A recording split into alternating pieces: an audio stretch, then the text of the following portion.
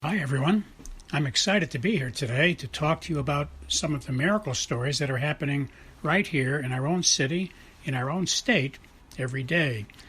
My name is Tony Coscia, and the title of our show is Tony's 50,000 Coincidence Miracles.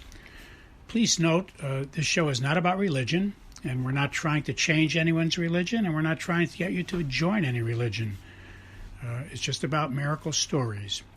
I don't know of any religion on the planet that doesn't talk about miracles.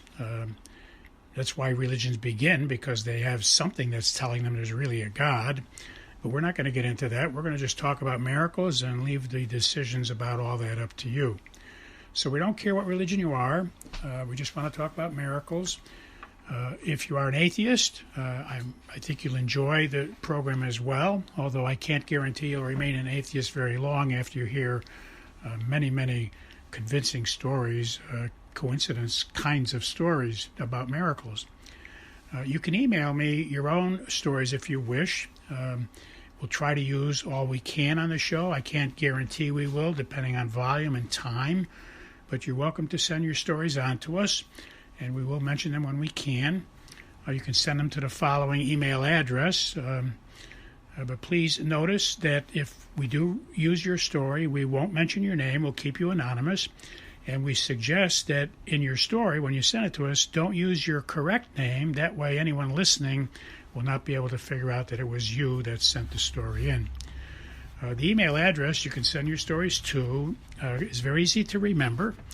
It consists of 2 words and 3 numbers. The first word is Tony, spelled Tony, and the second word is and, spelled A-N-D, and the numbers are 777. So once again, the name is Tony and 777 at AOL.com. Well, let us begin. Well, we're beginning week number 25, and I would like to remind you to grab a pencil and paper as soon as you can, because I'll be saying some things you'll want to jot down as we go through this talk number 25 today. Today I'd like to start out anyway, by talking about just one of the aspects of God. Certainly there are thousands, probably, aspects of God. No one knows him totally, completely, of course, but we do have some things we do understand after 7,000 years. And I'd like to talk about one aspect of it because it's important. And the aspect is what kinds of things annoy him, frustrate him, insult him, anger him, sadden him. Now, we don't have the right words when we're talking about God who's indescribable. There haven't been words really to adequately define a God. You'd have to be a God, actually, to have a conversation fully understanding God. But with our limited abilities, these words all taken together is just one aspect. So once again, I'm talking about what annoys him, frustrates him, insults him, angers him, saddens him. And that's really a lot of words, but I'm trying to describe one thing, a negativity, some negative vibration that we are causing. Now, the Bible itself has many spots. I've noticed too many to list in my time of reading the Bible over the last 50 years, but I'm going to mention some of those to you. That's why I wanted you to get a pencil and paper. And again, the words that we use to describe the situation are the best we can come up with. Let me give you just a few of the Bible places so you can jot them down and check them when you have time. And you'll see that there's enough proof in these few that convinces you that we do annoy him and frustrate him and make him sad, etc. So please jot down these passages in the Bible. Deuteronomy chapter 32, verses 18 to 21. That's Deuteronomy 32, 18 through 21. Jeremiah has several. Jeremiah chapter 7, verse 22 through 23, and Jeremiah 13, verses 1 through 11, and Jeremiah 33, verse 3. Once again, Jeremiah 7, 22 to 23, Jeremiah 13, 1 through 11, and Jeremiah 33, verse 3. And then there's Hosea, very famous Hosea, chapter 11. And in the New Testament, Luke, chapter 8, verse 21, and Luke, chapter 10, verse 42, and John, chapter 10, verse 27. Once again, New Testament, Luke 8:21, Luke 10:42, and John 10:27. Okay, so those are things you can look up, and they will convince you. And as I said, there are hundreds of other examples in the Bible. And now the next thing I'd like to remind you of is that we're into week number 25 now, but you can listen to any week you want. You can listen to all of the past recordings if you wish, if you just Google our address. So let me give you that while we're jotting things down. And if you could Google the following. Now, the normal start out for this is normal Googling is the letters HTTPS :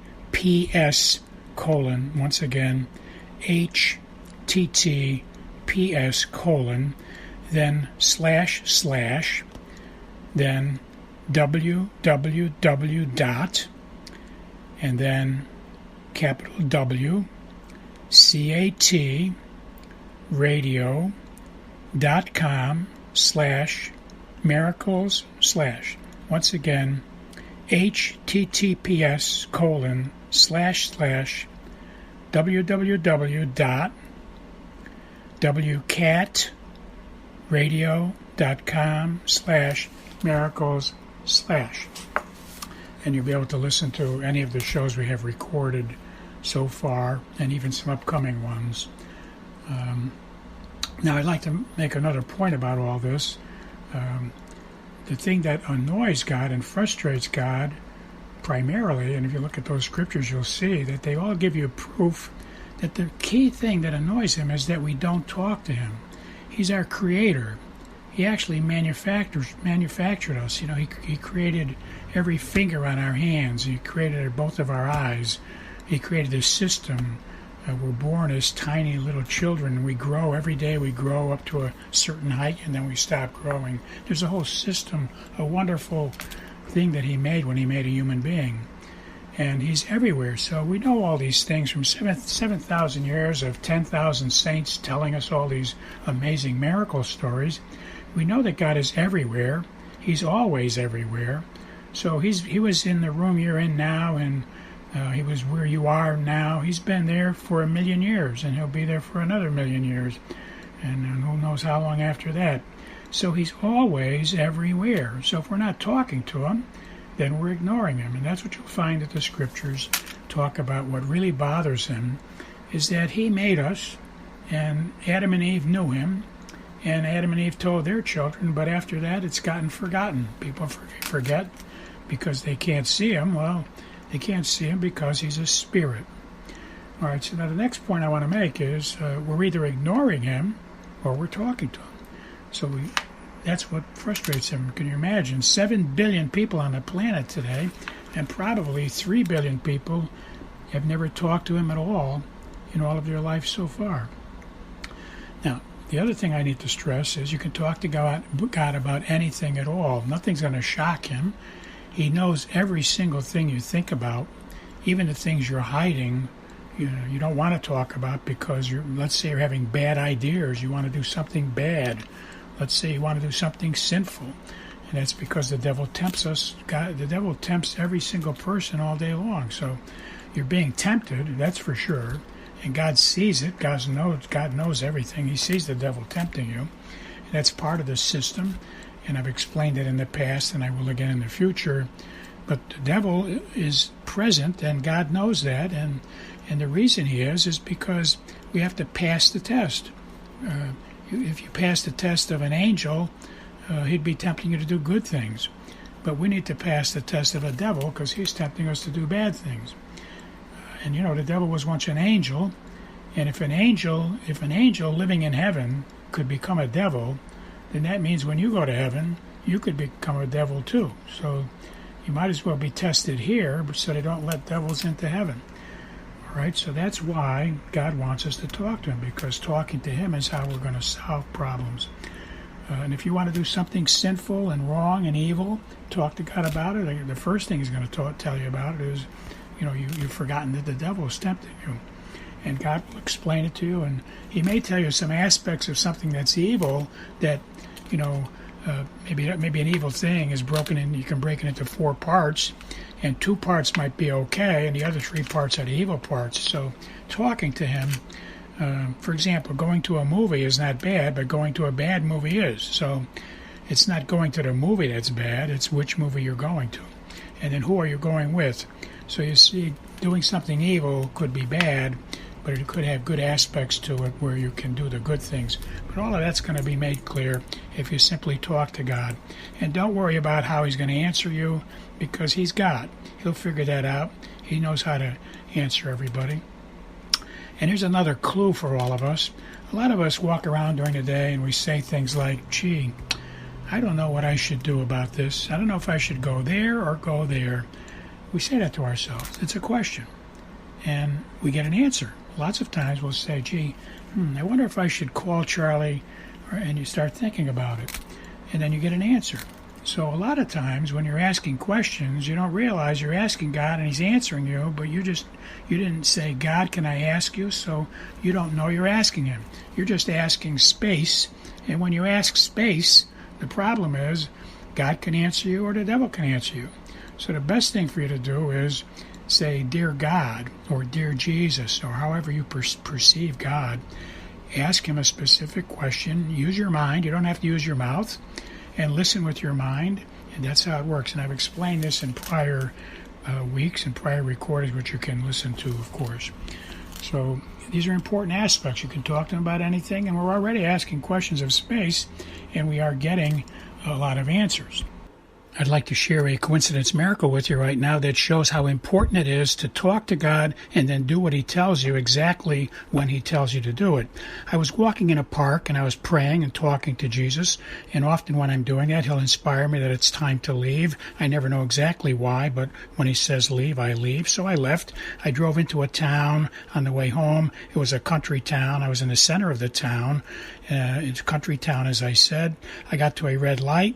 I stopped. I turned right when it went green, and I was in the center of town. There were a lot of signs in the center advertising things, so I looked at a few of the signs, and I was driving very slowly, about 20 miles an hour, 22 miles an hour, driving very slowly. I was glancing ahead, but when you're driving 20 miles an hour, you don't look too far ahead because, you're not driving that fast. So I wasn't looking too far ahead. I was driving slowly. It was a relaxed time. There wasn't a lot of traffic. And then I finished reading the signs, and then when I looked up now to speed up and drive like maybe 35 miles an hour, I looked further ahead, and I saw a car coming down the road in my lane at about 60 miles an hour. Because that driver was trying to pass 3 cars right there in the center of town and was trying to pass them fast enough so it could get by them before it got up to me. And in that process, we almost had a head-on collision. The first coincidence was that I left exactly at the time I was told to, because if I left 3 seconds differently, that 3 seconds would have caused a head-on collision. The next coincidence is that I looked up ahead at the right moment to see this car coming, so I was able to pull over to the right at the right moment to spare me having a head-to-head collision. And then the last thing I'll tell you that was really amazing is after this all happened, I look at the miles driven on my car, and the last 3 numbers on the miles driven at that moment was 666. Meaning that God had just spared me from a terrible head-on collision, and 666 is the number for the devil. God bless you all. I will talk to you again next week, and until then, please keep asking God what to do and do what He tells you exactly when He tells you. God bless you all. Bye-bye.